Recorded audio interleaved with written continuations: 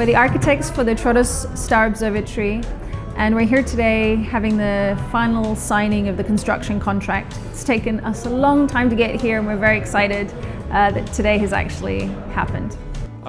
It's been it's taken us a long while to get here, but finally we're here, so it's a very happy day, exciting, and in 2 weeks the contractor is going to start construction of the building.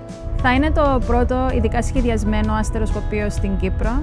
Είναι κάποιες στιγμές που λες χαλάλη η κόπη σου.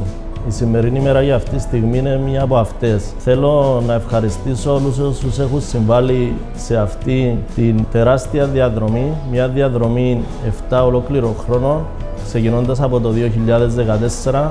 Θέλω να ευχηθώ στον εργολάβο του έργου κάθε καλό, να ευχηθώ καλή θεμελίωση και στερέωση στο αστεροσκοπείο Τρόδους και σύντομα να δούμε τα άστρα από το αστεροσκοπείο Τρόδους. Είναι ένα έργο που πιστεύω θα βοηθήσει όλη την ευρύτερη περιοχή της Πιτσιλιάς, το οποίο θα βοηθήσει, πιστεύω, και τουριστικά, όσο με τα σχολεία, διάφορα τα σχολεία που θα επισκέπτονται. Θα είναι ένα έργο στολίδι, νομίζω, για την περιοχή Πιτσιλιάς. Οπωσδήποτε το έργο αυτό θα δώσει ένα ξεχωριστό μήνυμα στην επαρχία, έναν έργο πολύ πρωτόγνωρο για την Κύπρο και το οποίο θα συμβάλλει ουσιαστικά μαζί με τα υπόλοιπα έργα τα οποία προτίθενται να κατασκευαστούν για την ανάπτυξη του Τρόδους.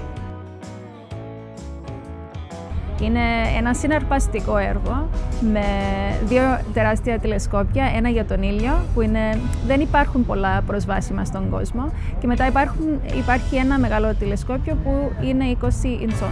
Επίσης έχουμε μια τεράστια πλατφόρμα Astro Marina που θα χρησιμοποιηθεί από το κοινό που θα έρθει για να φέρνει και τα δικά του τηλεσκόπια για να κοιτάξει τα αστέρια. Θα υπάρχουν κάποια μετακινούμενα τηλεσκόπια για να μπορεί ο κόσμος να κινήσει μέσα στο χώρο για να δει τα αστέρια από διάφορα σημεία. Έχουμε και ένα μικρό πλανητάριο, καφετερία και θα είναι προσβάσιμο και βράδυ εννοείται για να δούμε τα αστέρια και την ημέρα και είναι αυτός ο λόγος που υπάρχει και το τηλεσκόπιο για τον ήλιο.